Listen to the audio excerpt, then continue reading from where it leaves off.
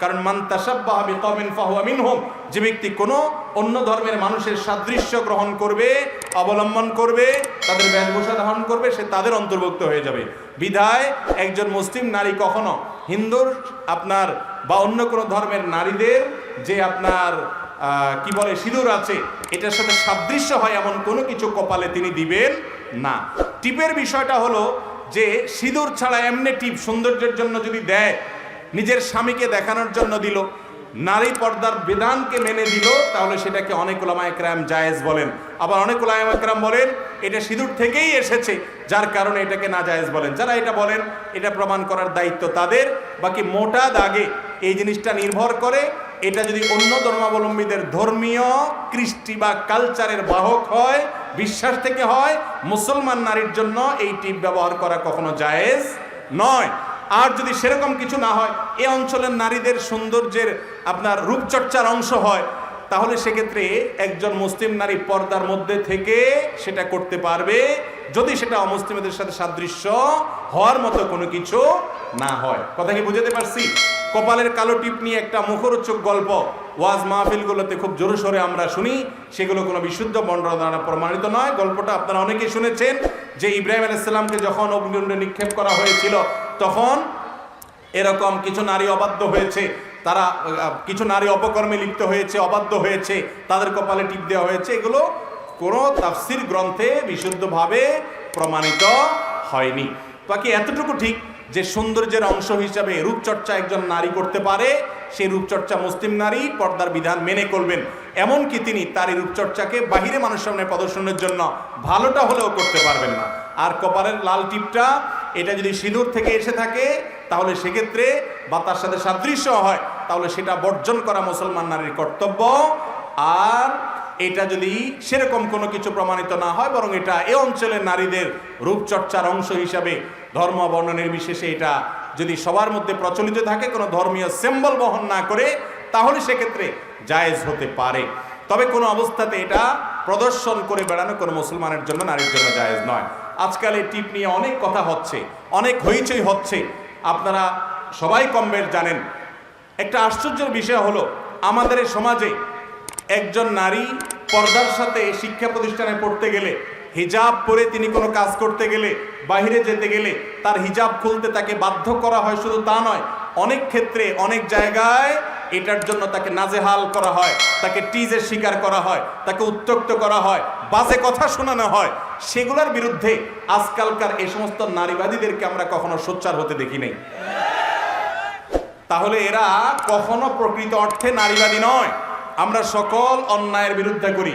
কোনো হিন্দু বোন তিনি তার কপালে সিঁদুর দিয়ে বের হয়েছেন, তার সিঁদুর নিয়ে কটু মন্তব্য করা, তাকে উত্ত্যক্ত করা, তাকে নিয়ে বাজে কথা বলা, কোনো মুসলমানের জন্য রাস্তাঘাটে তাকে অপমান করা, তাকে হাও করা, তুচ্ছ করা কখনো জায়েজ নয়। সেটার সমালোচনা আমরা করি। কিন্তু যারা নিজেদেরকে নারীবাদী বলে দাবি করে, এদের বেশিরভাগ দেখবেন যে মুসলিম নারী যখন নির্যাতিত হয়, মুসলিম নারী যখন জুলুমের শিকার হয়, পর্দার কারণে যখন নিগৃহীত হয়, তখন এদের মুখে কুলুপ থাকে। আর যখন এমন কিছু হয় যে বিষয়গুলো হয়তো অনেক ছোট বিষয়, কিন্তু সে বিষয়গুলোর সাথে ইসলামের কোনো সম্পর্ক নেই, বরং ইসলামের স্বার্থ বিরোধী কিছু যদি হয়, সে বিষয়ে দেখবেন যে তারা একেবারে দাঁড়ায় গেছে। ভাইরা আমার, এরা এই সমাজের এত সীমিত সংখ্যক যে মাথা গণলে বের করা যাবে মোটেই কয়জন, অথচ তাদের হাবভাব এমন যে তারা গোটা বাংলাদেশকে রিপ্রেজেন্ট করে। এদেশের কোটি কোটি মানুষ, সিংহভাগ মানুষ ধর্মপ্রাণ। হিন্দুরা হিন্দুদের ধর্ম পালন করে, মুসলমানরা মুসলমান ধর্ম পালন করে। এটা নিয়ে কোনো প্রকার রেষারেষি পছন্দ করে না। এ জাতীয় ছোটখাটো ইস্যুকে বড় করে দেখিয়ে এর চেয়ে বড় ইস্যু ব্যাপারে চুপ থাকে যারা, তারা আর যা হোক কখনো সৎ বা কোনো ভালো মানুষ হতে পারে। তারা আমাদের সমাজে হয়তো অস্থিতিশীলতা সৃষ্টি করতে চায়, কোনো অশান্তি সৃষ্টি করতে চায়। বিশেষ করে যেই ঘটনাকে কেন্দ্র করে এই হইচই এখন চলছে, এই ঘটনার পেছনের ঘটনা কি সেটা বের করা দরকার। কারণ একজন মেয়ে কপালে কালো টিপ দিয়ে বের হলেই তাকে নিয়ে কেউ বাজে মন্তব্য করবে রাস্তাঘাটে, এটা স্বাভাবিক কোনো বিষয় নয়। এর পেছনে কোনো ঘটনা থাকতে পারে। যেই লোক এই মন্তব্য করেছেন আদৌ করেছেন কিনা আল্লাহ জানে। যদি করে থাকে কেউ, তাহলে সেক্ষেত্রে সেটা কোনো প্রেক্ষিতে করেছেন কিনা, আজকে যার জন্য সিম্পেথি দেখাচ্ছেন আপনি, সেই মহিলা কোনো সীমা লঙ্ঘন করেছেন কিনা সেটাও আনেন সামনে, সেটারও বিচার করেন, তারপর না সেটা ন্যায়সঙ্গত হবে। কিন্তু দেখা যায় এই ব্যাপারে কারোর কোনো বক্তব্য নাই। আল্লাহ তাআলা আমাদেরকে হেদায়েত দান করুন।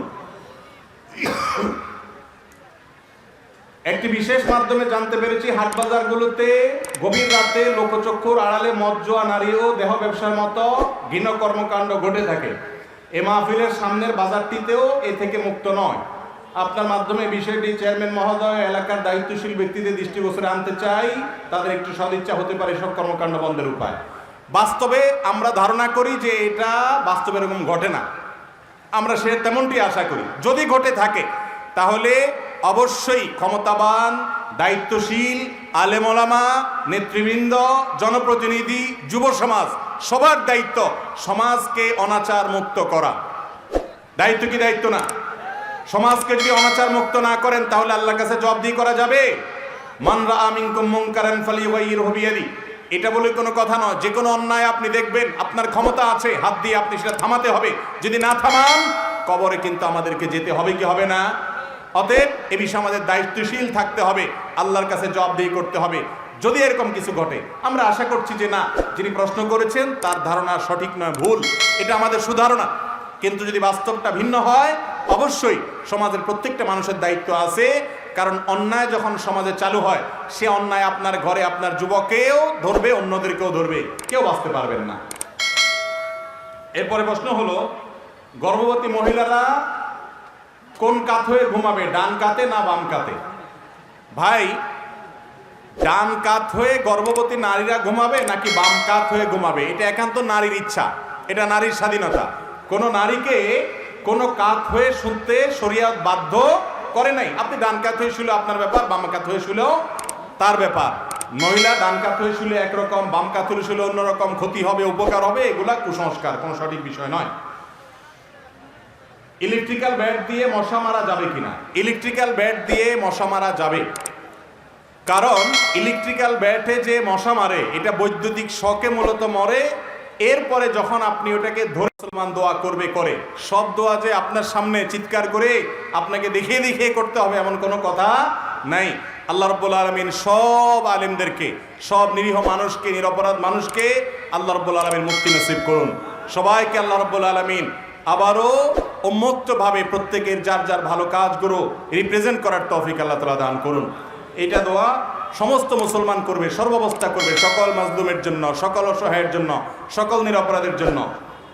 আমাদের মসজিদের কমিটি সপ্তাহে এক ওয়াক্ত নামাজ পড়ে কিনা সন্দেহ, কমিটি কেমন হওয়া উচিত?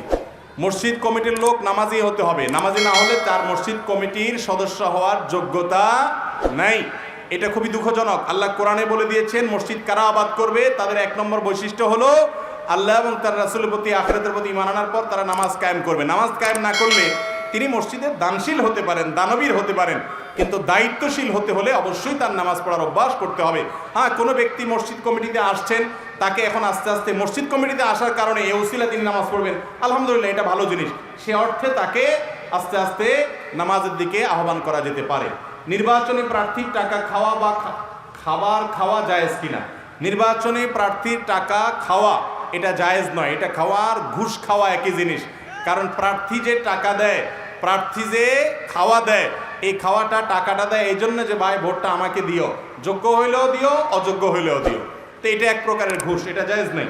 এটা যে খায় সে নিজেও হারাম খায়, না জায়েজ খায়। কারণ ঘুষ খায় যদি আপনার মত আপনি চেঞ্জ করে দেন, সঠিক জায়গায় না দেন, আপনি উপযুক্ত ব্যক্তিকে আপনি নির্বাচিত করবেন, ভোট দিবেন, তিনি ভালো হলে তিনি খাওয়াক অথবা না খাওয়াক, বরং আপনি সুবিধা গ্রহণ করবেন, করে তারপরে ভোট দিবেন, তাহলে আপনার এই মতামত বিক্রি করে দিলেন। বাংলাদেশের প্রচলিত আইনেও সেটা অন্যায়, অপরাধ, অবৈধ কোনো লেনদেন, আর শরিয়ার আইনেও সেটা গুনাহের কথা। আমাদের সমাজে দেখা যায় ছেলে 2 লক্ষ টাকা দেওয়ার সামর্থ্য নেই, কিন্তু মেয়ের বাড়ির লোকজন থেকে দাবি করা হয় 10 লক্ষ টাকা মহারানা ধার্য করার। এবার ইসলাম কি বলে? ইন্না আযামান নিকাহি বারাকাতান আইসারুহা মাউনা, ওই বিয়ে বরকতময় হয় যেই বিয়েতে মহরের পরিমাণ কম থাকে, সেটাতে কি থাকে? বরকত বেশি থাকে, খরচ কম হয়। মহর বেশি ধরলে যে বিবাহ কল্যাণ হয় এমন কোনো কথা নেই। আমাদের সমাজে অনেক মানুষ আছে এই জিনিসগুলো বুঝেন না, জানেন না, এগুলো ভুল। মনে রাখবেন, মহারানা ধরতে হবে ছেলের সামর্থ্য অনুযায়ী। মেয়ের বাবা যদি বেশি মহারানার নিচে মেয়ে বিয়ে না দেয়, চলে যাবেন, অন্য মেয়ে খুঁজবেন। যে মেয়ের বাবা মহারানা যে ছেলের সামর্থ্যের সাথে মিল রেখে ধরতে হয় এটা বুঝে না, বিরাট অঙ্ক ধরতে চায়, সে মেয়ের বাবা তো দিন বুঝে না, ইসলাম বুঝে নাই, কেন তার মেয়ের বিয়ে করতে আপনি বেপরোয়া হয়ে গেছেন। তবে এটা ঠিক, বেশিরভাগ মেয়ের বাবারা এই জিনিসগুলো আজকাল বুঝেন না, তাদের বোঝা উচিত। মহর ধরেন আপনি, কিন্তু ছেলের সামর্থ্য যদি না থাকে তাহলে অহেতুক আপনি সেই মহর ধরে ছেলেকে কেন অপরাধী করছেন এবং এই ভুলের মধ্যে ফেলছেন। আত্মীয়র মধ্যে সুদখোর থাকলে তাদের বাড়িতে খাওয়া দাওয়া করা যাবে কিনা? যদি কোনো সুদখোরের অন্য হালাল উপার্জনও থাকে তাহলে সে হালাল উপার্জন থেকে খাওয়াইলে আপনি সেটা খাইতে পারবেন। আর যদি হালাল উপার্জন না থাকে তাহলে তার কাছ থেকে সেটা খেতে পারবেন না। আর যদি হালাল হারাম মিশ্র থাকে তাহলে সেক্ষেত্রে হারামের পরিমাণ বেশি হলে খাওয়া যাবে না, পরিমাণ কম থাকলে খেতে পারেন, এক্ষেত্রেও না খাওয়া উত্তম, কারণ হালাল হারামের বিষয়টা ইসলামে অনেক গুরুত্বপূর্ণ। এরপরে প্রশ্ন হলো, রোজা রাখা অবস্থায় করোনার ভ্যাকসিন নেওয়া যাবে কিনা? অনেকের করোনার প্রথম বা দ্বিতীয় ডোজ, অনেকের বুস্টার ডোজের মেসেজ আসছে। এখন রোজা রেখে রমজান মাসে করোনার ভ্যাকসিন নিতে পারেন, কোনো অসুবিধা নেই। সারা বিশ্বের সমস্ত ওলামা একরাম একমত যে ভ্যাকসিন নিলে রোজার কোনো ক্ষতি হবে, কারণ এই ভ্যাকসিনটা আমাদের পেটে বা পাকস্থলিতে যায় না, এটা আমাদের মেডিসিন হিসাবে শরীরে থাকে। সাধারণত চামড়া বা মাংসে বা এমন কোনো জায়গায় ইনজেকশন দেওয়া হলো যে ইনজেকশনটা মেডিসিন হিসাবে চামড়ার নিচে থাকে বা গোশতে থাকে বা যেখানে থাকুক, সেটা পেটে পাকস্থলিতে যায় না, সেটা দিলে কোনো রোজার ক্ষতি হবে না। এই জন্য ভ্যাকসিন দিতে পারেন, রোজা রেখে টিকা দিতে পারেন, এবং কি ইনসুলিনও রোজা রেখে দিতে পারবেন। তবে হ্যাঁ, ওই যে গ্লুকোজ স্যালাইন সেটা নিতে পারবেন না, কারণ সেটা খাদ্যের কাজ দেয় এবং ওইটার কারণে রোজা ভঙ্গ হবে। এরপরে প্রশ্ন হলো, পান অথবা কোনো খাবার বস্তু টয়লেটে ঢোকার সময় মুখে থাকলে ওই খাবার বের হয়ে চিবানো যাবে কিনা? দরকারি একটা প্রশ্ন। বিশেষ করে যারা পান খান তাদের দেখা যায় পান মুখে নিয়ে টয়লেটে ঢুকে যান এবং ওখানে বসে বসে অনেকে খায় আর বের হওয়ার আগে চাবায়। তো এটা খুবই গর্হিত জিনিস, এটা হারাম হবে না, কিন্তু অনুচিত, অনুত্তম এবং খারাপ একটা কাজ। কারণ টয়লেটে সেখানে দুর্গন্ধের জিনিস, দুর্গন্ধের জায়গা, সেখানে আল্লাহর নামে জিকির মুখে পর্যন্ত করা নিষেধ। সেখানে বসে যদি খাই, সেটা হোক যে কোনো খাবার, সেটা কখনো ভালো জিনিস নয়, স্বাস্থ্যকর নয়, রুচিকর নয়, ইসলাম সম্মত নয়। বিধায় টয়লেটে যাওয়ার আগে আপনার মুখে যাই থাকুক এটা পরিষ্কার করে যাবেন, এবং টয়লেটে বসে সেটা চাবানো বা টয়লেটে বসে গালে ধরে রেখে এরপরে বাইরে এসে চাবানো ঠিক না। অনেকে আছে গুল বা এ জাতীয় জিনিস আছে, এগুলো গালে না দিলে তো টয়লেটই হয় না, আছে না নাই অনেক লোক? এগুলো সবগুলো ভুল। আল্লাহ বুঝার তৌফিক দান করুন। নবীজির শানে দাঁড়িয়ে দুরূদ শরীফ পড়া যাবে কিনা? নবীজির শানে দুরূদ শরীফ বসে পড়া যাবে, শুয়ে পড়া যাবে, দাঁড়াইয়াও পড়া যাবে। কিন্তু যদি কেউ মনে করে দুরূদ শরীফ পড়তে পড়তে দাঁড়ায় যেতে হবে, পড়তে পড়তে এরপর আর বসে থাকা যাবে না, তাহলে সেটা ভুল। কোরআন এবং হাদিসে কোথাও দুরূদ পড়ার জন্য দাঁড়াইতে হবে এরকম কোনো বাধ্যবাধকতা রাখা হয় নাই। নবী করিম সাল্লাল্লাহু আলাইহি সাল্লামের সময় সাহাবীরা দুরূদ পড়তেন, পড়তে পড়তে তারা দাঁড়ায় যেতেন বাধ্যতামূলকভাবে, আমাদের মতো সিস্টেমিক্যাল দাঁড়ানো, এরকম কোনো কথা পাওয়া যায় না। ইবাদতের বিশেষ কোনো পদ্ধতি নিজেরা বানিয়ে নিলে সেটা বিদআতে পর্যবসিত হয়। তবে হ্যাঁ, আপনি দাঁড়ানো অবস্থায় দুরূদ এমনি পড়তে পারেন, বসে যেমন পারেন সেভাবে, কিন্তু বসতে বসতে দাঁড়িয়ে যেতে হবে এমন কোনো কথা নাই। আজানের আগে মসজিদের মাইকে কোনো প্রকার দুরূদ পড়া যাবে কিনা? আজানের আগে দুরূদ পড়াটা হাদিস দ্বারা প্রমাণিত নয়। হাদিস দ্বারা প্রমাণিত হলো আজানের পর দোয়া পড়বেন, যে আজানের দোয়া আল্লাহুম্মা রাব্বা হাযিহিদ দাওয়াতিত তাম্মা, তখন দুরূদ পড়বেন, এটা হলো দুরূদ পড়ার জায়গা। আমাদের দেশে অনেক জায়গায় দেখা যায় আজানের আগে মুয়াজ্জিন সাহেবরা আল্লাহুম্মা সাল্লি আলা মুহাম্মাদ আসসালাতু আলাইকা ইয়া রাসূলুল্লাহ আসসালাতু আলাইকা ইয়া নবী আল্লাহ, এরকম অনেক কিছু পড়ে, আছে না নাই? তো এগুলো কোরআন হাদিস দ্বারা কোনো প্রমাণিত না। দুরূদ পড়তে হবে শেষে, যেটা হাদিসে শেষে পড়তে বলা হয়েছে ওটা আগে বানায় আনলে সেটা মন গড়া হবে, মন গড়া ইবাদতে নাজাত আসবে না। এর পরের প্রশ্ন হলো, মহিলারা পায়ের নখে গাছের মেহেদি দেওয়ার বিষয়ে ইসলাম কি বলে, হারাম নাকি হালাল? দেখুন, নখে মেহেদি দেওয়া এটা হালাল। তেল, এটা আমরা মাথায় ব্যবহার করি, তেল, সরিষার তেল বা বিভিন্ন অলিভ অয়েল বা বিভিন্ন তেল যেটা গায়ে ব্যবহার করার উপযুক্ত, মাথায় ব্যবহার করেন, সেই জন্য সেটা কি পায়ে দেওয়া যাবে না? যেই তেল মাথা ব্যবহার করবেন সেটা পায়ে দেওয়া যাবে না? সেটা যদি যায় তাহলে এই মেহেদিও মাথায় দিলে সেটা পায়ে দিতে অসুবিধা নাই। এরপরে প্রশ্ন হলো, আমি কি আমার বড় ভাইকে যাকাতের টাকা দিতে পারবো কিনা যদি তিনি ঋণগ্রস্ত বা অভাবী হয়ে থাকেন? উত্তর হলো পারবেন। বড় ভাই, বড় বোন, বোনের ছেলে মেয়ে, ভাইয়ের ছেলে মেয়ে, তারা যদি বড় হয় এবং তাদের মতো তাদের সংসার তারা চালাচ্ছে, কিন্তু তারা গরিব অভাবী। জাকাত খাওয়ার মতো যদি হয়, তাদের যে উপার্জন আছে তা দিয়ে তাদের সংসার চলে না, কষ্ট হয়, তাহলে আপনি ভাই হিসাবে